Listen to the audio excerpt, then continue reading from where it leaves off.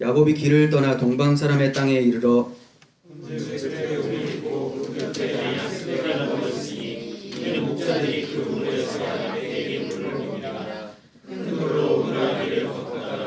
모든 때가 모이면 그들이 우물 아기에서 돌을 옮기고 그 양떼에게 물을 먹이고는 우물 아기 그 자리에 다시 그 돌을 덮더라.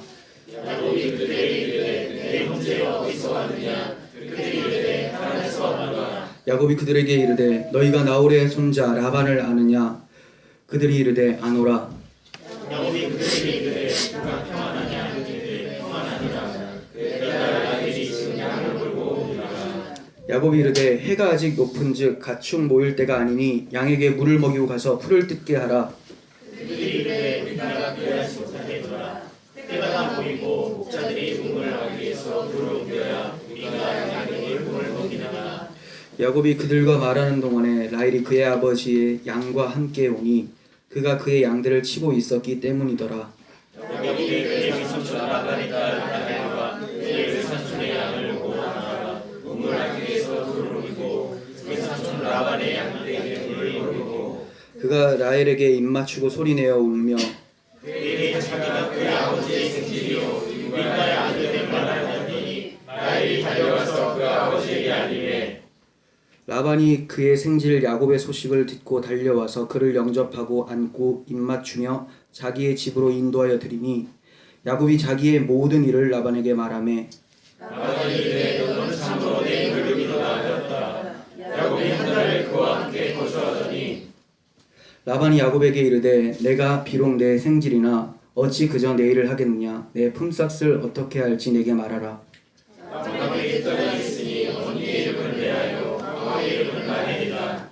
레아는 시력이 약하고 라헬은 곱고 아리따우니 야곱이 라헬을 더 사랑함으로 대답하되 내가 외삼촌의 작은 딸 라헬을 위하여 외삼촌에게 7년을 섬기리이다. 라반이 이르되 그를 내게 주는 것이 타인에게 주는 것보다 나으니 나와 함께 있으라. 야곱이 라헬을 위하여 7년 동안 라반을 섬겼으나 그를 사랑하는 까닭에 7년을 며칠같이 여겼더라. 아멘. 네, 우리가 지난 시간에 28장을 살펴봤는데요.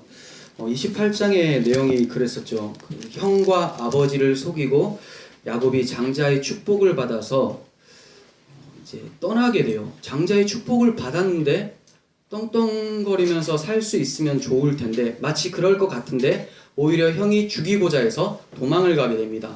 장자의 삶과는 걸맞지 않게 도망자 신세가 되어서 하란으로 가는 중에 베델이라는 곳에 이르러서 잠이 들게 돼서 꿈을 꾸게 돼요. 그때 꾼 꿈이 사닥다리 환상이었죠. 하늘로부터 사다리가 내려와서 천사가 그 위로 오르락 내리락 하는 것을 보게 됐어요. 이건 하나님께 향하는 길이 열렸다라는 것을 의미합니다. 그러니까 하나님께 향하는 길이 열렸다라는 것은 하나님과 인간 사이의 중보자, 즉 메시아가 이 땅 가운데 오신다라는 것을 의미하는 거였죠. 그러니까 메시아 언약과 굉장히 비슷하고 메시아 언약의 시각화라고 볼 수가 있습니다. 그래서 사닥다리의 꿈에 이어서 하나님이 직접 야곱에게 메시아 언약을 해주시는 것까지 나오고 있어요. 그 언약의 내용이 무엇이었죠? 내가 누운 땅을 내가 너와 내 자손에게 주겠다. 그리고 내 자손이 많아지리라. 내 자손으로 인하여 모든 족속이 복을 받으리라. 이게 메시아 언약이었죠. 그러니까 이 자손을 통해서 많은 자손이 생겨난다. 네, 야곱을 통해서 많은 자손이 생겨난다. 즉 예수 그리스도께서 야곱의 자손으로 오셔서 교회들을 형성시킨다라는 메시아 언약을 담고 있었어요. 이 내용은 아브라함과 이삭과 야곱에게 동일하게 주어진 메시아 언약이었어요. 하나님은 이 언약을 이루시기까지 절대로 야곱을 떠나지 않고 함께 하시겠다라고 약속을 해주세요. 그건 야곱이 괜찮은 사람이라서가 아니라 하나님 자신의 언약을 이루시기 위해서 부족한 야곱을 연단시켜 가시면서 마침내 언약의 사람이 되도록 만들어 가신다는 거예요. 그리고 그 결과 야곱이 언약의 중요성을 한참 후에 깨닫게 되고 임종하는 것이 야곱의 인생이에요. 그러니까 야곱은 처음에는 굉장히 불편한 상태로 시작이 돼요. 하나님의 마음에 쏙 들지도 않고 강도와 같이 속이는 자로 존재를 하지만 하나님께서 그를 찾아가셔서 언약해 주시고 그를 언약에 걸맞는 사람으로 만들어 가신다는 거죠. 이건 단지 윤리 도덕적으로 뛰어난 사람이라고 말씀드리는 것이 아니라 하나님의 언약을 붙잡고 세상에 연연해하지 않고 세상을 추월하면서 하나님 말씀만 붙들고 나아가는 사람으로 만드신다라는 거예요. 근데 안타깝게도 이러한 모습이 야곱에 굉장히 늦게 나타납니다. 야복나루에서 허벅지 관절을 치고 나서 쩔뚝거리면서 그러면서도 정신을 못 차리고 있다가 나중에 애굽으로 내려갈 때쯤에 자기의 인생이 험악한 세월을 보냈다라고 바로 앞에서 고백하는 것을 통해서 내가 하나님을 떠나서 이렇게 험악한 삶을 살았다는 걸 고백하고 이제 결국은 하나님만이 나의 소망이다라는 것을 알고 인생을 마감한다라는 거죠. 사닥다리 환상과 언약을 받은 야곱이 꿈을 깬 후에 자신이 도망자 신세지만 홀로 남은 것이 아니라 하나님이 여기에도 함께 계시다라는 것을 깨닫게 되고 그곳 이름을 베델이라고 이름을 짓습니다. 하나님의 집이라는 이름이죠. 하나님은 나그네 여정을 시작하는 야곱에게 메시아 언약을 주심으로써 하나님이 어디로 가든지 늘 동행하고 함께 하신다라는 것을 말씀해 주시고 그의 길을 걸어가도록 만들어 주신 거예요. 성도는 비록 도망자 신세 같고 초라해 보이고 나그네와 같을지라도 광야 같은 인생길에서 오직 하나님의 약속만을 붙들면서 살아가야 되는 것이 성도라는 것을 말씀을 통해서 28장을 통해서 우리가 보게 되었습니다. 오늘은 그 이후에 일어난 일인데 이제 약속을 받아 힘을 얻은 야곱이 하란으로 가서 부모님이 지시한 신부를 맞이하는 내용을 담고 있어요. 제산이라고는 유일하게 기름 한 병뿐이었는데 그 기름을 어떻게 했습니까? 이곳이 베델이구나 하면서 그 돌에다가 다 쏟아 부었어요. 그러니까 이제 어떻게 됐습니까? 너무 은혜를 받은 나머지 다 쏟아 부으니까 이제 거지 상태인 거죠. 빈털터리 상태예요. 막막한 광야길을 걸어가는데 결국은 하란으로 도착하게 됩니다. 어떻게 도착했을까요? 하나님의 은혜인 거죠. 하나님의 함께하심을 통해서 그가 무사히 우여곡절 끝에 도착을 하게 됩니다. 그런데 여기서부터 참 골치예요. 하란으로 도착은 했는데 외삼촌 라반의 집을 찾는 것이 쉽지가 않습니다. 요즘 같으면 내비게이션을 켜거나 지도 어플을 통해서 충분히 찾아갈 수가 있는데 이때 사람을 만나서 물어가야 되는 것이 이 사람의 상태였어요. 그런데 더 힘든 건 뭐냐면 라반이 주소가 없는 사람이에요. 유목민이라는 거죠. 언제든지 옮겨갈 수 있는 사람이라는 거죠. 그러니까 야곱이 무사히 라반의 집을 찾아갔다라는 것은 참 힘든 일이고 신기한 일이죠. 하지만 하나님은 당신의 백성을 통해서 당신의 뜻을 이루시기 때문에 그의 걸음을 인도해 내신다라는 거예요. 사람이 마음으로 자기의 길을 계획할지라도 그 걸음을 인도하시는 분은 하나님이시라고 말씀을 하시고 계시죠. 야곱은 이제 라반의 집 근처 우물가까지 찾아왔습니다. 그리고 우물가에는 사람들이 당연히 많겠죠. 마치 빨래터에 사람들이 많은 것처럼 사람들이 옹기종기 모여 있습니다. 그 사람들에게 가서 너희가 라반을 아느냐라고 했더니 우리가 라반을 안다는 거예요. 그리고 마침 라반의 딸 라헬이 양을 이끌고 이리로 오기로 했다 이렇게 말을 하는 거죠. 드디어 라반의 딸이 양떼를 몰고 오고 있습니다. 야곱은 라헬을 혼자 만나고 싶어서 그런지 이 목동들에게 빨리 양들에게 물을 먹이고 다시 풀을 뜯게 해야 되는 거 아닌가 이렇게 얘기를 해요. 갑자기 이런 얘기를 하는 거 보면 라헬을 혼자 맞이하고 싶은 것 같아요. 그런데 이 사람들이 눈치 없게 우리가 다 모여야지만 물을 먹일 수 있다. 왜냐하면 돌이 너무 무겁기 때문에 다 모여서 한 번에 옮기고 물을 먹이고 다시 닫아야 된다. 그러니까 우리는 기다리겠다 이렇게 얘기를 하는 거죠. 결국 라헬이 도착해 버렸습니다. 야곱이 돌을 옮겨서 라헬의 양들에게 물을 먹게 합니다. 기사도 정신이 발휘된 것 같아요. 여기 다른 친구들하고 같이 했다라는 소식은 보이지 않고 야곱이 한 것 같아요. 뭐 힘을 과시하는 건지 모르겠지만 라헬의 양들에게 물을 먹게 하고 자기가 리브가의 아들이라는 것을 얘기를 합니다. 그러니까 라헬이 우리 친척 관계잖아요. 그래서 자기 아버지한테 달려가서 우리 친척 야곱이라는 사람이 와 있습니다 라고 말했더니 라반이 달려와서 그를 영접해 주는 거예요. 그래서 그의 집에서 한 달 정도 사는데 무보수로 열심히 일을 했어요. 삼촌을 도와서 열심히 일을 했던 거죠. 그런데 라반이 생각해보니까 이게 좀 경우가 아닌 것 같아요. 여기까지는 라반이 좀 괜찮은 사람처럼 보여요. 뒤에 보시면 속임수의 대마왕인데 지금까지는 괜찮은 것 같아요. 그래서 말을 하기를 어떻게 네가 내 조카라도 무보수로 일하겠느냐? 네가 품삯을 정해라 이렇게 얘기를 합니다. 그러자 야곱이 라헬을 사랑했기 때문에 7년 동안 내가 일을 할 테니 라헬을 주십시오. 이렇게 얘기를 해요. 7년 동안. 왜 이렇게 길게 일을 할까요? 고대 서남아시아 지역에서 여자들도 일을 했습니다. 집안일을 많이 도왔었어요. 그러니까 결혼하게 되면 일손이 부족해지죠. 그러니까 그 사람의 일당이라기보다 그 사람의 몸값을 남편이 다 부모님에게 지불을 해야 되는 상황이에요. 근데 지금 야곱은 돈이 있습니까? 기름은 배달에 다 쏟아붓고 거지 상태로 와서 일을 하는 거죠. 그러니까 7년 정도 일을 해야 된다고 얘기를 하는 거죠. 하지만 그 7년을 야곱이 어떻게 여겼다고요? 라헬을 사랑했기 때문에 7년을 며칠처럼 여겼다. 참 로맨티스트죠. 네, 이게 너무나 사랑해서 며칠같이 짧게 느끼면서 열심히 일을 했습니다. 야곱이 언니 레아보다 라헬을 너무나 사랑했기 때문에 이렇게 열심히 일을 한 것을 볼 수가 있어요. 근데 왜 이렇게 레아보다 라헬을 사랑했을까? 17절을 보면 좀 힌트가 나오는데 레아는 시력이 약하고 라헬은 곱고 아리따웠다 이렇게 얘기를 해요. 눈이 안 좋다 이렇게 볼 수도 있는데 새 번역에서 보면 레아는 눈매가 부드러웠으며 약간 반달눈, 눈꼬리에 좀 처져 있는 이런 눈이었을 것 같기도 해요. 또 어떤 신학자들은 시력이 약하다 이렇게 보기도 해요. 그러니까 뭐 눈 침침하니까 이렇게 쳐다보고 하니까 좀 외모가 별로였을 수도 있고. 근데 라헬은 어떻게 얘기합니까? 몸매가 아름답고 용모도 예뻤다 이렇게 표현을 하고 있어요. 새 번역에서. 그러니까 라헬이 훨씬 예뻤던 것 같고 야곱이 첫눈에 반한 것 같아요. 그러니까 돌도 번쩍 들어가지고 옮겨가지고 물도 먹이고 뭐 그런 거 아니겠습니까? 아무튼 이건 그렇게 중요한 건 아닙니다. 야곱과 라헬이 만남의 시작이 어디였는지 아세요? 어디에 모여 있었죠? 사람들이 우물가였죠. 이 우물가라는 것은 성경에서 주로 사랑이 시작되는 장소라는 것을 보게 돼요.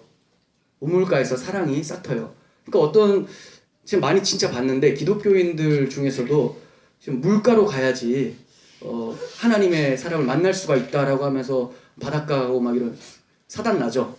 바닷가 가면. 우리나라는 예전에 주로 물레방앗간에서 이런 사랑이 이루어졌었죠. 요즘에는 청계천, 그죠? 하여튼 물과 연관이 있어요. 왜 그럴까요? 낭만적이고 뭐 운치 있고 이래서였겠죠.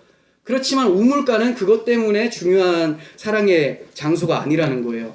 하나님께서 특별히 우물가라는 장치를 통해서 구원의 메시지를 보여주고 계신다는 거예요. 그러니까 낭만적인 장소를 얘기하는 게 아니에요. 우물 퍼는 데가 뭐가 낭만적입니까? 사람들 우르르 모여서 양 똥 싸고 그런 데인데 그 뭔가 의미가 있다라는 거예요. 먼저 야곱과 라헬이 만난 배경을 생각해 보시면 야곱은 사람들이 주로 모이는 장소가 우물가니까 거기 가야지 정보를 제공받을 수 있다고 생각을 했겠죠. 무턱대고 어디를 찾아갈 수 없으니까 여기 사람 많으니까 내가 이 사람들한테 물어봐야 되겠다. 그냥 간 거예요. 하지만 라헬은 아무것도 모르고 평상시대로 양들에게 물을 먹이기 위해서 우물로 간 거죠. 불신자들은 이게 우연의 일치다. 와, 신기하다. 이 정도로 보지만 성도들은 어떻게 봅니까? 하나님의 인도하심이다. 이렇게 고백을 하죠. 모든 우연은 하나님에게 있어서 필연임을 아는 것이 믿음의 눈을 가진 자들의 사고라는 거예요. 이렇게 하나님이 인도하신 만남 속에서 하나님의 구원이 나타나기 시작해요. 이러한 과정 속에서 구원이 어떻게 펼쳐지는지를 말씀하고 계신다는 거예요. 하나님의 언약을 받은 사람은 야곱입니다. 야곱이 하나님의 언약을 받았어요. 그런데 이 야곱에게 속해지는 사람이라면 그도 하나님의 언약 가운데 속해지는 사람이 돼버린다는 거예요. 마치 모압 여인 룻이 자기 시어머니 나오미를 따라가겠다고 하죠. 어머니의 하나님이 나의 하나님이 되고 그렇게 얘기해요. 어머니의 백성이 나의 백성이 될 것입니다. 그를 따라갔더니 누구를 만나게 됩니까? 언약의 자손인 보아스를 만나게 돼요. 다윗의 증조 할아버지. 그리고 나서 그 계열에서 예수 그리스도께서 나시죠. 즉 언약의 자손 가운데 룻이 편입되게 된다는 거예요. 결혼하게 돼버리면. 라헬은 양에게 물을 먹이기 위해서 간 거지만 그곳에서 하나님의 사람을 만나서 언약의 사람을 만나서 하나님의 언약 속으로 들어가게 되는 것이 오늘 본문의 내용이에요. 이러한 모습이 성경에 여러 번 등장을 합니다. 좀 살펴보겠습니다. 먼저 이삭의 아내 리브가를 만날 때의 경우예요. 창세기 24장 27절 이르되 나의 주인 아브라함의 하나님 여호와를 찬송하나이다. 나의 주인에게 주의 사랑과 성실을 그치지 아니하셨사오며 여호와께서 길에서 나를 인도하사 내 주인의 동생 집에 이르게 하셨나이다 하니라. 자, 누구의 고백 같습니까? 아브라함에게 늙은 종이 있었어요. 이 늙은 종이 하나님께 감사 기도하는 내용이에요. 아브라함의 아들 이삭의 아내를 얻기 위해서 이곳까지 와서 감사 기도를 하면서 하나님께서 순조롭게 만나게 해주셨다, 이렇게 고백을 하는 거죠. 아브라함의 종이긴 하지만 아브라함의 대리인으로 왔기 때문에 그가 언약의 사람의 역할을 하고 있는 거죠. 그러니까 여기서도 언약을 받은 자가 우물가에 먼저 와서 기다리고 있어요. 그런데 리브가는 그냥 찾아오는 거예요. 평상시대로 전혀 모르는 상태에서 물 깃기 위해서 찾아오는 거죠. 아브라함의 종이 하나님께 기도하기를, 제가 물을 좀 달라고 하면 저에게 물을 주고 제 낙타에게도 물을 먹이고, 그렇게 하면 그 처녀가 하나님이 주신 처녀라고 생각하겠습니다, 이렇게 기도를 했어요. 리브가는 전혀 모르는 상황에서 그렇게 행하고 있는 거예요. 리브가는 평상시 물 깃는 일을 하는 중에 하나님의 언약을 수행하고 있는 언약의 사람을 만남으로써 운명이 완전히 바뀌어버리게 되고 있는 거죠. 다음은 모세의 아내 십보라 이야기를 좀 해보겠습니다. 출애굽기 2장 15절부터입니다. 바로가 이 일을 듣고, 자, 모세가 애굽 사람을 쳐 죽인 사건을 얘기를 하는 거예요. 바로가 이 일을 듣고 모세를 죽이고자 하여 찾는지라. 모세가 바로의 낯을 피하여 미디안 땅에 머물며 하루는 우물 곁에 앉았더라. 여기서도 우물이 등장하죠. 미디안 제사장에게 7딸이 있었더니 그들이 와서 물을 길어 구유에 채우고 그들의 아버지의 양떼에 먹이려 하는데 목자들이 와서 그들을 쫓는지라. 모세가 일어나 그들을 도와 그 양떼에게 먹이느니라. 그들이 그들의 아버지 르우엘에게 이를 때 아버지가 이르되 너희가 오늘 어떻게 이렇게 빨리 돌아왔느냐. 그들이 이르되 한 애굽 사람이 우리를 목자들의 손에서 건져내고 우리를 위하여 물을 길어 양떼에게 먹였습니다. 아버지가 딸들에게 그 사람이 어디 있느냐, 너희가 어찌하여 사람을 버려두고 왔느냐, 그를 청하여 음식을 대접하라 하였더라. 모세가 그와 동거하기를 기뻐하매 그가 그의 딸 십보라를 모세에게 주었더니 그가 아들을 낳음에 모세가 그의 이름을 게르솜이라 하여 이르되 내가 타국에서 나그네가 되었음이라 하였더라. 네, 모세도 야곱과 비슷한 모습을 하고 있죠. 어떤 신세요? 도망자 신세, 나그네 신세라는 거예요. 그런데 우물가에 앉아 있다가 미디안 제사장의 딸들을 만나게 돼요. 다른 목자들이 우물물에서 쫓아내려는 것을 막아주고 물을 먹여주죠. 야곱이 라헬의 양떼에게 물을 먹인 것처럼 이 모세도 이렇게 하고 있습니다. 그런데 이러한 사건들의 공통점이 뭡니까? 나그네와 같이, 도망자와 같은 신랑이 먼저 우물에서 기다리고 있다는 거예요. 그리고 여자들의 공통점은 아무것도 모르는 상태에서 평상시 하던 대로 그냥 살았는데 거기서 자기의 남자를 만나게 되는 거죠. 보통 남자가 아니에요. 겉으로 보면 거지 같은 남자죠. 그래서 보통 남자는 아니죠.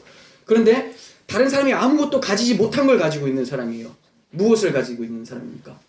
하나님의 언약이죠. 언약을 가진 자 딱 만나면 얼마나 기쁘겠습니까? 진짜 기쁩니까? 아무것도 안 가졌는데 언약만 있어요. 믿음만 좋아요. 솔직히 여러분들 싫어하잖아요. 그런 남자는 만나기 싫고 이미 대부분 만나버려서 어쩔 수 없겠지만, 아무튼 아무것도 없지만 가장 중요한 언약을 가지고 있는 사람을 만나게 돼요. 자기도 모르는 사이에. 하나님의 언약 속에 들어가리라는 것은 생각도 못했는데 놀랍게도 그 자리에서 하나님의 언약을 받은 사람이 먼저 와서 기다리고 있다는 거예요. 우리들이 이 여인들과 같다는 겁니다. 우리도 다 동일하게 생존을 위해서 삶의 각처에서 세상의 우물들을 파면서 살아갔던 사람들이었어요.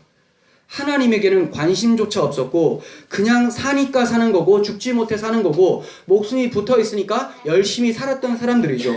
그런데 어느 날 갑자기 우리에게 주님이 찾아오신 거예요. 먼저 다가오신 거죠. 우리가 주님을 먼저 찾은 게 아니에요. 주님이 기다리고 계셨던 거예요. 생각지도 못했던 사람을 통해서, 아니면 생각지도 못했던 상황이나 장소에서 평상시 늘 내 육신의 만족을 위해서 살았던 내 모습 속에서 하나님께서는 비범한 예수 그리스도를 먼저 보내주셨다는 거죠. 우리가 원해서 된 것이 아닙니다. 우리는 원할 수조차 없는 사람들이었어요. 하나님을 즐거워하지 않는 인생이었기 때문에 하나님의 대적자로서 살아가고 있었습니다. 그저 물이나 쉽게 길러오고 양떼에게 물이나 잘 먹일 수 있으면 좋다고 생각하는 것이 보통 사람들의 생각이에요. 우리도 그냥 돈 많이 벌고 명예 있었으면 좋겠고 건강한 상태로 아름다운 가정 이루어서 잘 살자, 이게 목적인데, 하나님께서는 별 거지 같은 사람을 만나게 하시고 그곳에서 구원을 발생시킨다라는 거죠. 그 거지 같은 사람이 바로 예수님이라는 거예요. 굉장히 초라해 보여요. 세상 사람들이 볼 때는 눈을 돌려버립니다. 볼품이 없어요. 그래서 이사야 53장에서도 너무 초라해 보여서 사람들이 다 눈을 돌렸다라고 얘기를 해요. 그런데 그 예수님이 나의 신랑처럼 다가오게 된 거죠. 예수님을 만나기 전에는 우리들의 씨름은 성공이었어요. 어떻게 하면 고지를 점령해서 그곳에서 찬양을 받으면서 살아갈까를 생각했던 사람들인 거죠. 그게 바로 하나님 없는 사람들의 유일한 기쁨이기 때문에 그렇습니다. 하지만 그러한 기쁨은 참된 기쁨이 아니기 때문에 금세 다시 목마름이 찾아와요. 어제 물을 길었지만 오늘 또 물을 기르러 가야 되는 것이 현실이에요. 어느 날에는 많이 길었다고 좋아해요. 그걸 바로 성공이라고 하죠. 하지만 시간이 지나면 물통에는 물이 비워지게 되죠. 하지만 예수님을 만나고 나서 언약의 백성이 된 지금은 세상의 우물을 바라보고 있지 않습니다. 그곳에서 퍼올리는 물이 목마름을 해결해 줄 수 없다는 것을 알고 유일한 해결이신 예수 그리스도만을 붙잡고 영적으로 목마름을 해결하면서 살아가는 것이 우리들의 인생이에요. 정말 그렇습니까? 정말 그렇게 돼야 돼요. 이게 원래 FM이에요. 예수라는 영적 생명수를 마셨다면 이제 금세 없어져 버리는 터진 웅덩이와 같은 것은 쳐다보지 않아야 되는데, 참 안타깝게도 기독교인들이 너무나 약해졌다는 건 다른 게 아니에요. 복음을 잊어버려서, 복음에 상실을 해버려서, 성령을 소멸해버려서 세상의 그 우물을 마치 생명수라고 하면서 계속 퍼나른다라는 거죠. 알다백이죠. 근육통. 왜 그렇습니까? 오늘 퍼도 내일 또 가야 되거든요. 예수님은 먼저 찾아와서 우리에게 물을 먹여주시는 분이에요. 이제 우리들의 씨름은 물 깃는 씨름이 아니라 우물을 떠나는 씨름이에요. 생명수 강가에서 발걸음을 재촉하고 그곳에서 우리의 생명수를 먹는 사람들이라는 거죠. 세상이라는 우물을 떠나는 것이 우리들의 씨름입니다. 하나님께서 믿음의 조상 아브라함을 부르실 때에도 가장 먼저 하신 말씀이 뭡니까? 내가 내 고향과 친척과 아버지의 집을 떠나 내가 지시할 땅으로 가라. 두 가지가 한 번에 들어와요. 내가 익숙하던 그곳에서 떠나서 지시할 땅으로 가라. 네. 지시할 땅으로 가게 되면 당연히 이것을 놓고 가게 되죠. 뭐 하나 가져갔어요. 그래서 굉장히 힘들어졌습니다. 뭡니까? 롯을 데려갔죠. 굉장히 어려워졌어요. 소돔과 고모라 땅을 위해서 기도도 하게 되고 여러 가지 목자들끼리 싸워서 갈라지게 되고 다 놓고 나와야 되는데 데리고 나왔다라는 거죠. 하나님께서는 그 길이 비록 익숙한 것으로부터 떠나는 아픔이 있고 미래에 대한 두려움이 있을지라도 언약과 함께 걸어가는 길이 생명 길이기 때문에 우리를 인도해 가시는 거예요. 그러므로 언약을 받은 사람들은 다른 삶을 살게 됩니다. 다른 삶. 이전과는 다른 삶, 믿지 않는 자들과는 다른 삶. 그래서 믿지 않는 사람들하고는 얘기가 잘 되지가 않습니다. 왜냐하면 사고가 다르니까, 세계관이 다르니까. 그럼에도 불구하고 너무 재밌고 너무 유익하고 그렇다면 내가 믿지 않는 사람이기 때문에 그렇죠. 그러니까 우리는 내가 왜 이 믿지 않는 사람들하고 어울리는데 너무나 기쁠까? 이것에 대해서 의심해 봐야 되는 거고, 믿지 않는 사람들에게 우리가 유일하게 접근하는 목적이 뭐냐면 우리가 만난 그 생수를 설명해주고 전해주는 것. 계속해서 알배고 너무 힘든 고된 삶을 살아가고 있는데 이제 먼저 생수가 찾아오셔서 그 생수로 해결할 수 있는 그 근원을 설명해주는 것이 우리의 목적이라는 거예요. 그러니까 모든 인생들의 삶, 성도들의 인생들의 삶은 다 전도의 삶이 되는 거죠. 전도사만 전도하는 게 아니죠. 물론 전도사가 제일 전도를 안 하는데 성도는 다 전도사의 역할을 하는 거예요. 언약을 받고서도 다른 삶을 살아가는 것은 그렇게 쉽지만은 않습니다. 야곱의 언약에 포함된 라헬과 레아 그리고 그 두 종 누구죠? 비라와 실바, 이 네 사람을 통해서도 그렇게 쉽게 변하지 않는 모습을 발견하게 돼요. 계속해서 자기들의 생존 경쟁을 하면서 살아갑니다. 어떻게 생존 경쟁을 합니까? 이 당시에 가장 칭찬받을 수 있는 여인들의 그 결과물이 뭡니까? 자식이죠. 자식 낳기 경쟁. 예. 지금으로 따지면 돈 벌기 경쟁, 명예 찾기 경쟁이에요. 야곱도 뭐 동일합니다. 하지만 두려워하지 않을 것은 이렇게 살고 있는 자들에게 하나님이 변화시켜 가신다라는 거예요. 어떠한 방법으로요? 그렇게 고생하면서 견디고 끌어모았었던 그 모든 재물들, 이것들을 다 사라지게 하시면서 변화시켜 가신다라는 거예요. 반갑지 않지 않습니까? 우리가 그토록 열심히 내 소망이라고 생각했던 거 다 꽉꽉 쥐고 있었는데 하나님이 다 박살내시고 거지로 만든 상태에서 야곱과 같이 기름 하나 남은 것까지 고백으로 드리게 만들어 버리고 바꾸어 가신다라는 거죠. 나중에 야곱은 제대로 걷지도 못하는 사람이 돼요. 환도뼈 맞아가지고 지팡이 없으면 걷지도 못해요. 이 상태에서 생명이 시작되는 거예요.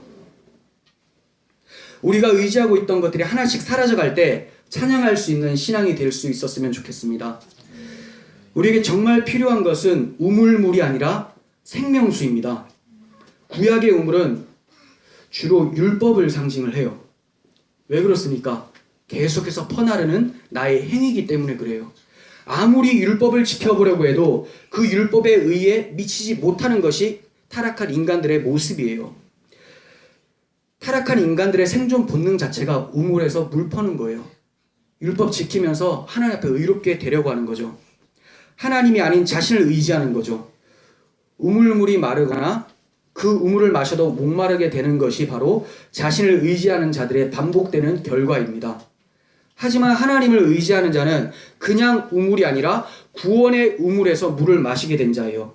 영원히 샘솟고 다시는 목마르지 않는 샘물이 주어지게 된 거죠. 우리에게 필요한 우물들은 바로 이러한 우물이에요. 이것을 성경에서 이렇게 설명하고 있습니다. 천천히 살펴보겠습니다. 이사야 12장 2절과 3절. 보라, 하나님은 나의 구원이시라. 내가 신뢰하고 두려움이 없으리니 주 여호와는 나의 힘이시며 나의 노래시며 나의 구원이심이라. 그러므로 너희가 기쁨으로 구원의 우물들에서 물을 기르리로다. 자, 구원의 우물에서 물을 깃는다고 합니다. 구원의 우물이 있는 자는 특징이 있어요. 두려워하지를 않아요. 왜 그렇습니까? 주님이 힘이고 노래고 구원이시기 때문에. 그래서 물을 기를 때도 힘들여 깃지 않고 기쁨으로 깃는다고 얘기를 해요. 너무나 기쁜 나머지, 근데 율법은 어떻게 됩니까? 너무나 힘든 나머지 짐이 되어서 깃게 되죠. 근데 하나님을 찾는 사람들은 하나님 찾는 것이 기뻐요. 그러니까 억지로 찾는 것이 아니라 그분이 너무나 기쁘기 때문에 주를 찾는 거죠. 이게 바로 복음이에요. 너무나 쉽게 생명수의 강가에 물을 마실 수 있게 되기 때문에 그렇습니다. 이사야 49장 10절. 그들이 줄이거나 목마르지 아니할 것은 더위나 볕이 그들을 상하지 아니하리니 이는 그들을 긍휼히 여기는 이가 그들을 이끌되 샘물 근원으로 인도할 것임이라. 네. 줄이거나 목마르지 않는다. 네. 그러면 그 전 상태는 줄이고 목마른 상태라는 거죠. 하나님을 찾기 전에는 다 줄이고 목마른 상태예요. 근데 사람들은 그 하나님을 찾았을 때 그것이 사라지는데 그 물을 몰라요. 그렇기 때문에 하나님을 찾지는 않죠. 하나님이 그 생명수라는 걸 알지 못해요. 근데 뭐라고 합니까? 샘물 근원으로 인도하신다라고 하죠. 네, 구원으로 인도한다는 거예요. 지금 이 말씀이 주어진 배경이 포로로 잡혀간 그들을 인도하신다는 내용입니다. 포로로 잡혀간 그들을 인도하시겠다. 그런데 생명 근원으로 인도하신다라고 하죠. 그러니까 생명 근원이 바로 다시 하나님 품으로 돌아오게 하는 것. 이게 생명 근원이고 구원이라는 말이에요. 그럼 구원의 샘물을 어떻게 마실까요? 어떻게 하나님 품으로 들어가게 됩니까? 이걸 이사야 55장 1절. 오라 너희 목마른 자들아 물로 나오라. 돈 없는 자도 오라. 너희는 와서 사 먹되 돈 없이 값 없이 와서 포도주와 젖을 사라. 네, 목마른 자들아 물로 나오라. 예, 물을 아니까 물로 나오라고 하는 거예요. 근데 사람들은 그 물을 싫어해요. 하나님을 싫어하는 거죠. 왜냐하면 하나님은 공짜로 주니까. 근데 사람들은 자기 노력으로 받는 걸 좋아해요. 그게 안 창피하다고 생각하기 때문에. 그런데 하나님 앞에서 자기 노력을 내밀면 바로 그게 창피함으로 바뀌게 됩니다. 하나님은 물로 나오라라고 하는데 돈 없는 자도 오라고 하고 사 먹되 돈 없이 값 없이 먹으라 이렇게 얘기를 해요. 근데 이상한 말씀하세요. 돈 없이 값 없이라고 하는데 왜 사 먹으라고 하는 건가? 공짜가 아니라는 겁니다. 원래 이게 가치 없는 것이 아니라는 거예요. 누군가 사놨으니까 거저 주겠다라는 거죠. 죄의 값은 죽음입니다. 근데 그 죽음의 값을 예수님께서 십자가에서 대속해 주셨기 때문에 이제 너희들은 주님의 긍휼로 인해서 그냥 와서 먹어라 이 얘기예요. 주님께서 다 사버렸다. 그냥 먹어라. 그래서 계시록에서 주님이 이루었도다. 나는 알파와 오메가요 처음과 마지막이라. 내가 생명수 샘물을 목마른 자에게 값없이 주겠다. 이렇게 말씀해 주시는 거예요. 우리들에게 필요한 우물은 구원의 우물입니다. 평소대로 세상 우물을 파고 있던 그곳에서 어느 날 갑자기 생명의 우물이신 주님을 만나게 된 거예요. 주님이 먼저 기다리고 계셨기 때문에 만나게 되는 거죠. 생각나는 게 있지 않습니까? 요한복음 4장에 보면 사마리아 여인이 예수님을 만나게 돼요. 유대인들이 지나가지 않는 사마리아 땅을 주님께서 굳이 제자들에게 내가 기어코 반드시 이곳을 통과해야 되겠는지라 이렇게 말씀하면서 시작이 되는 거죠. 물론 주님의 말씀이 아니라 지면이 그렇게 나와 있어요. 반드시 통과해야 되겠는지라. 왜 그렇습니까? 거기에 주님의 목적이 있었기 때문에. 통과 자체가 목적이 아니라 통과하는 길 가운데 사마리아 여인을 만나야 되기 때문에 그렇습니다. 사마리아 여인이 어떤 여자입니까? 죄로 물든 여자였죠. 남편이 여러 번 바뀌고 늘 갈급한 상태에서 그 모습을 그대로 표현한 것이 우물 깃는 모습이에요. 또 퍼고 또 퍼고. 남편이 없는 사람, 지금도 자기 남편이 아니에요. 살고 있는 사람도 자기 남편이 아니라고 합니다. 근데 주님께서 진짜 신랑으로 나타나 버리신 거죠. 먼저 기다리고 계신 거예요. 그리고 그가 우물물을 퍼고 있는데 주님께서 이 우물물이 아니라 내가 생수를 주겠다. 휘도르라고 하는 움직이는 생명수를 주겠다. 이렇게 얘기하시는 거예요. 여자가 생수가 어디 있습니까? 그렇죠. 우물밖에 없는데, 고여있는 물밖에 없는데 생수가 어디냐고 물어봐요. 나를 먹는 자는 목마르지 않는다라고 하면서 내가 너에게 생명수를 준다고 얘기를 하세요. 바로 진짜 남편을 만나게 된 거고 이제 우물이 아니라 생명수를 만나게 된 것이죠. 이것을 만난 여자는 너무나 기쁜 나머지 사람들에게 가서 이 생명수를 전합니다. 이게 우물의 기적을 만난 사람들의 반응인 거예요. 여러분들이 진짜 생명수이신 예수 그리스도를 만났다면 그냥 나가게 되는 거죠. 내가 생명수를 만났다. 이제 그 집 그만하자. 내가 이제 우물물을 파면서 너무나 힘들었는데 이제 우리 다 그만하고 생명수로 나아가자. 이걸 전하게 되는 거예요. 이게 바로 성도의 삶인 것입니다. 야곱이 우물에서 기다리던 것처럼 주님이 먼저 우리를 찾아오셔서 세상의 우물로 인해 지쳐있던 우리를 생명수로 인도해 주셨어요. 그런데 언제부터인가 우리에게 그 생명수가 보이지 않고 세상의 우물이 다시 보이기 시작했어요. 계속해서 말라버리는 그 우물을 쫓아 살고 있는 모습을 발견하게 됩니다. 그러면서 우리는 말하기를 나는 믿음이 연약해서 육신 때문에 연약해서 그렇다. 그런데 이러한 핑계에 하나님은 진노하고 계신다는 것을 아셔야 돼요. 예레미야 2장 13절 보겠습니다. 내 백성이 하나님의 백성한테 얘기하는 거예요. 하나님의 아는 자들. 두 가지 악을 행했다. 그들이 곧 생수의 근원되는 나를 버린 것과 스스로 웅덩이를 판 것인데 그것은 그 물을 가두지 못할 터진 웅덩이들이니라. 두 가지가 함께 같이 옵니다.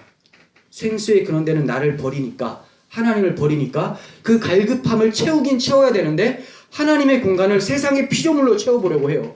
창조주의 빈 공간을 세상의 것들로 채우려고 하니까 힘만 들지 갈급한 것이 채워지지를 않아요.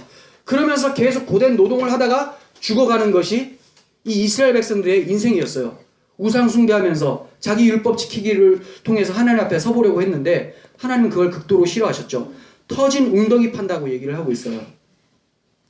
우리들의 모습이 이 터진 웅덩이를 쫓고 있지는 않은지 다시 한번 돌아봤으면 좋겠습니다. 예레미야 17장 13절 이스라엘의 소망이신 여호와여 무릇 주를 버리는 자는 다 수치를 당할 것이라. 무릇 여호와를 떠나는 자는 흙에 기록되오리니 이는 생수의 근원이신 여호와를 버림이라. 네, 여호와께서 이스라엘의 소망이래요. 이스라엘은 영적으로 하면 교회죠. 여러분들의 소망, 우리들의 소망은 하나님이라고 얘기를 하고 있어요. 근데 그 하나님을 버려버렸어요. 핑계는 뭡니까? 연약해서. 근데 주님께서 뭐라고 합니까? 여호와를 떠나는 자는 흙에 기록된대요. 흙, 하나님을 떠난 상태의 모습, 먼지 같은 모습이죠. 하나님이 그 흙에게 생기를 부어주시니 그가 사람이 됐는데, 우리가 다시 터진 웅덩이, 세상의 우물들을 깃는다면 우리 보고 먼지라고 하는 거예요. 아무 가치 없는 흙이라고 하고 있습니다. 생수의 근원이신 여호와를 버리고 있진 않은지 다시 한번 우리의 모습을 살펴봤으면 좋겠습니다. 연약하다는 핑계로 주를 버리는 죄를 버리시고 다시 생명수이신 예수 그리스도를 간절히 찾는 언약에 편입된 우리들이 되기를 바랍니다. 우리를 먼저 찾아오신 주님, 지금도 먼저 찾고 계신 주님, 우리를 사랑하심으로 7년이 아니라 1000년을 하루같이 기다리시는 주님을 찬양합니다. 기도하겠습니다. 하나님 아버지,